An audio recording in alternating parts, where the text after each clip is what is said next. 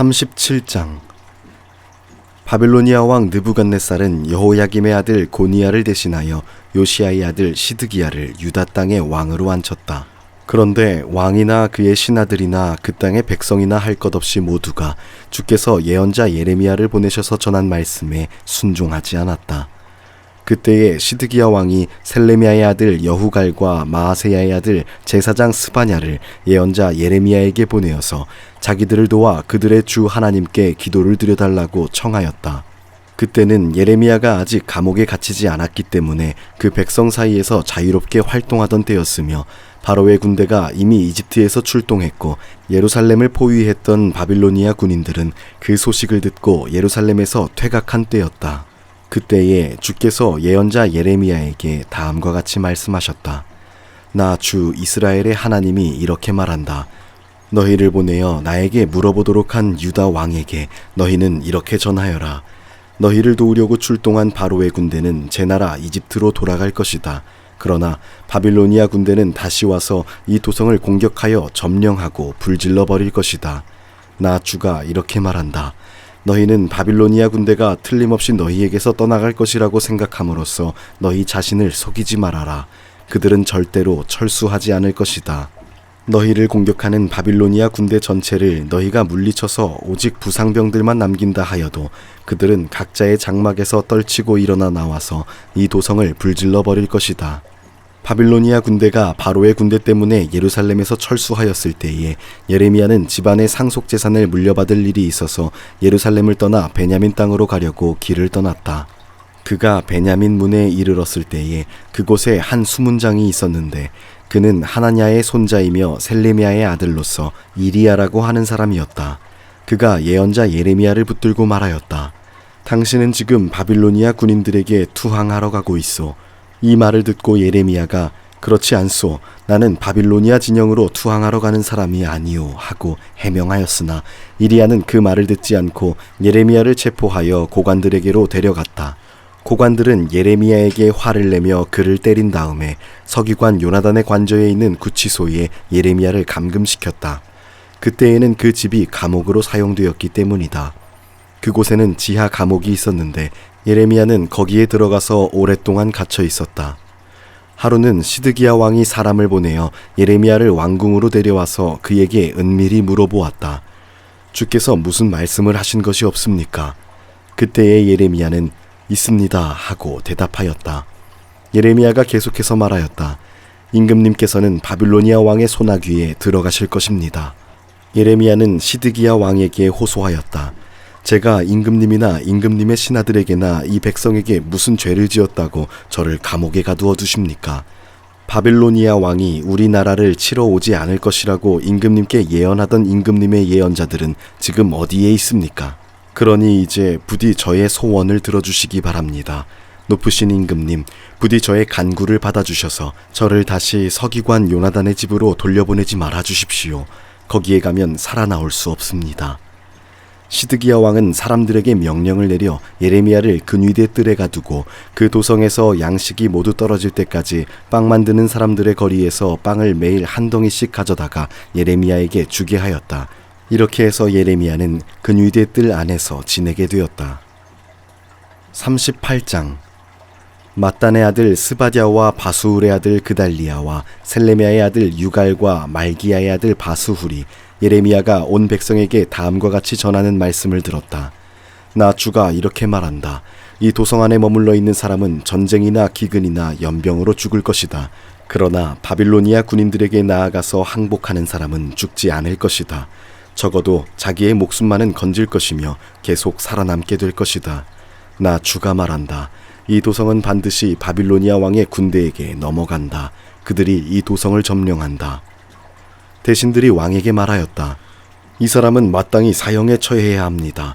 그가 이런 말을 해서 아직도 이 도성에 남아있는 군인들의 사기와 온 백성의 사기를 떨어뜨리고 있습니다. 이 사람은 참으로 이 백성의 평안을 구하지 않고 오히려 재앙을 재촉하고 있습니다. 시드기야 왕이 대답하였다. 그가 여기에 있어 죽이든 살리든 그대들 뜻대로 하시오. 나에게 무슨 힘이 있다고 그대들에게 반대하겠소. 그래서 그 고관들이 예레미야를 붙잡아서 왕자 말기야의 집에 있는 물 웅덩이에 집어넣었다. 그 웅덩이는 근위대 뜰 안에 있었으며 사람들은 예레미야를 밧줄에 매달아 웅덩이 속으로 내려보냈는데 그 물웅덩이 속에는 물은 없고 진흙만 있어서 예레미야는 진흙 속에 빠져 있었다. 왕궁에 에티오피아 사람으로 에벤멜렉이라고 하는 한 환관이 있었는데 그는 사람들이 예레미야를 물웅덩이에 집어넣었다는 소식을 들었다. 그때의 왕은 베냐민 문 안에 머물러 있었다. 에벤멜렉은 왕궁에서 바깥으로 나와 왕에게 가서 다음과 같이 아뢰었다. 높으신 임금님, 저 사람들이 예언자 예레미야에게 한 일들은 모두 악한 것뿐입니다. 그들은 예레미야를 물웅덩이 속에 집어넣었으니 그가 그 속에서 굶어 죽을 것입니다. 이래서야 되겠습니까? 성 안에는 더 이상 먹을 것이 없습니다. 그때의 왕은 에티오피아 사람 에벤멜렉에게 다음과 같이 명령하였다. 너는 여기 있는 군인들 가운데서 30명을 데리고 가서 예언자 예레미야가 죽기 전에 어서 그를 그 물웅덩이 속에서 끌어올려라.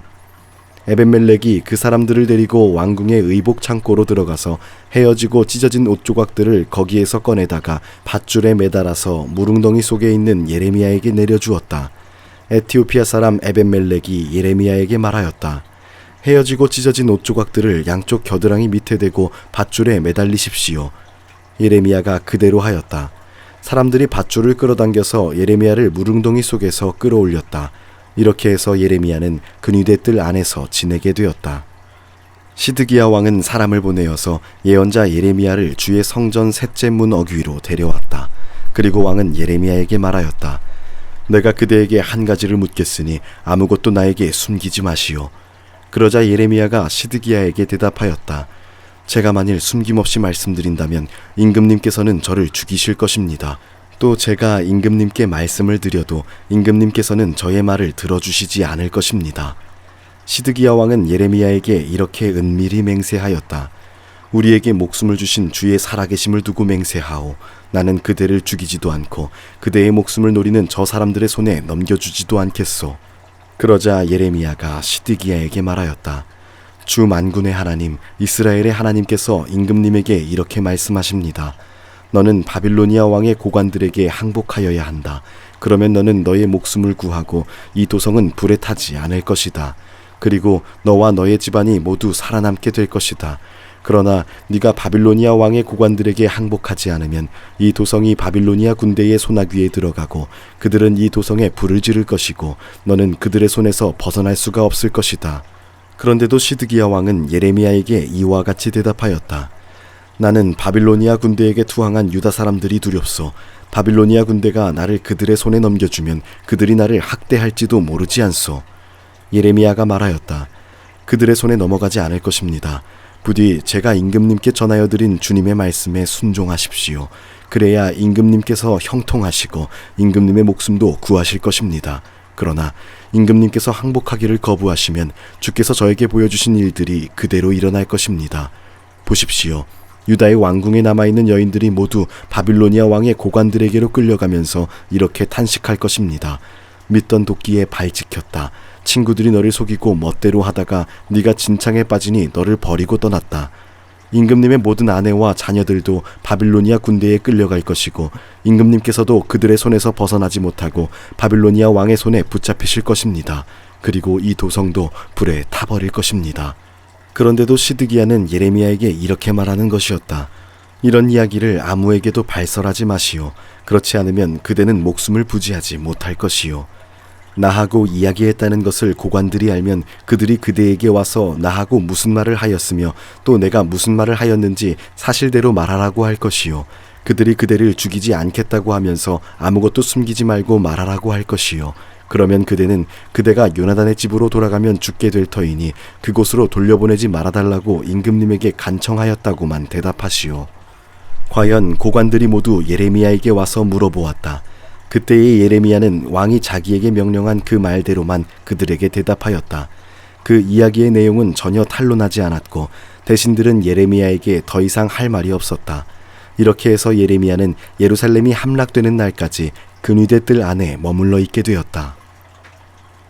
39장 유다 왕 시드기야 제9년 10째 달에 바빌로니아 왕 느부갓네살이 그의 모든 군대를 거느리고 예루살렘을 치러 올라와서 도성을 포위하였는데 시드기야 제11년 넷째 달 9일에 마침내 성벽이 뚫렸다.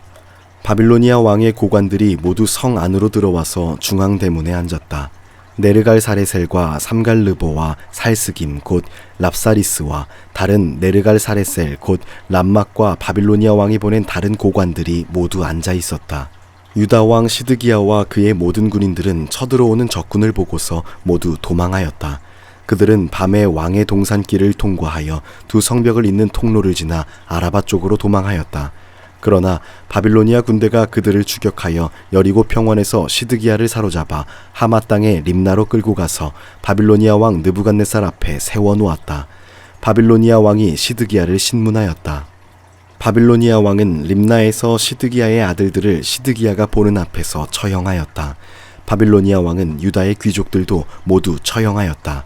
그리고 왕은 시드기야의 두 눈을 뺀 다음에 바빌론으로 끌고 가려고 그를 쇠사슬로 묶었다.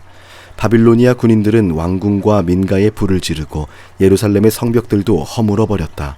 그런 다음에 근위대장 느부사라단은 아직도 성 안에 남아있는 백성과 자기에게 투항한 사람과 그 밖에 남은 백성을 바빌로니아로 잡아갔다. 그리고 근위대장 느부사라단은 가진 것이라고는 아무것도 없는 일부 빈민을 유다 땅에 남겨두고 그들에게 포도원과 농토를 나누어 주었다. 바빌로니아 왕 느부갓네살은 근위대장 느부사라단에게 예레미야의 처우를 두고 다음과 같이 명령하였다. 너는 그를 데려다가 잘 보살펴 주어라. 너는 그를 조금도 해치지 말고 오직 그가 너에게 요구하는 대로 그에게 해주어라.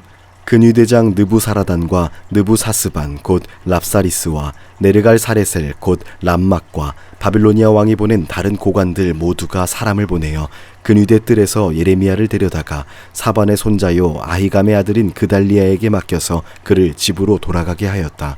그래서 예레미야는 백성과 함께 살 수가 있었다. 예레미야가 여전히 근위대 뜰 안에 갇혀 있을 때에 주께서 그에게 다음과 같이 말씀하셨다. 너는 저 에티오피아 사람 에벤멜렉에게 가서 이와 같이 전하여라. 나 만군의 주 이스라엘의 하나님이 이렇게 말한다. 보아라, 내가 이 도성에 복이 아니라 재앙을 내리겠다고 선포하였는데 이제 내가 한 그 말을 이루겠다. 이 일이 바로 그날에 네가 보는 앞에서 일어날 것이지만 바로 그날에 내가 너를 건져내어 네가 두려워하는 사람들의 소나귀에 들어가지 않도록 하겠다. 나 주의 말이다. 오히려 내가 너를 반드시 구해서 네가 칼에 죽지 않게 하겠다. 네가 나를 의지하였기 때문에 내가 너의 생명을 너에게 상으로 준다. 나 주의 말이다.